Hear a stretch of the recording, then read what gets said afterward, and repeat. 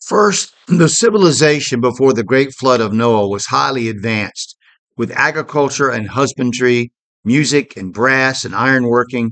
Legends concerning the greatness of that civilization can be found in stories of Atlantis, Mu, and in the South Asian Indian religious epics, the Vedas, among other places. Read Genesis chapter 4, talking about Cain and Lamech and his bragging and everything. So if you would read that chapter, but not only was this civilization advanced far beyond what we can imagine, because as the great historian Will Durant says, most of the evidence of history is still buried, but it was hopelessly corrupted behaviorally and genetically, tainted by the intrusion of these extranatural beings, which ruined the character and quality of this creation, man and beast. And again, I would encourage you to read Genesis 6. If you watch this video too, please click like and subscribe or follow and share the video with someone else. Save it to favorites, watch it again, repost it, but feel free to make comments.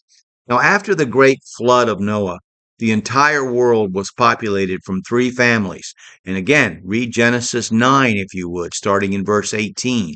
Um, so there are many different theories by theologians and Bible commentators about who exactly the ancestors of the future inhabitants of North America were, but most conclude that it was either Ham, whose descendants we know of as also inhabiting Africa, even founding ancient Egypt and Babylon, and Shem, the father of all Semitic peoples of the ancient Near East.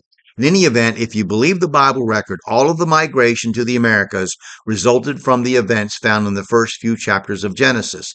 In addition to the theory that humans arrived on the American continent via Beringia, a scientific term for the area of the land bridge between Siberia and Alaska, there are other theories of human migration from west to east as a result of transoceanic voyages, and even less popular theories mentioned earlier of migration by sea peoples from Europe and Africa. The archaeological evidence is contradictory, and authorities do not agree on which was the primary method of immigration. They could have all been true to some extent as mankind moved out from the center in what is now called the Middle East. It's clear that the migration to the New World took place in many different ways over a long period of time. And I'm going to talk to you next about a news article I read from CNN back in November 18, 2004, about pushing for their dating methods, pushing the entry of mankind into North America even earlier than what was originally thought, and why they thought that. So we'll stop there.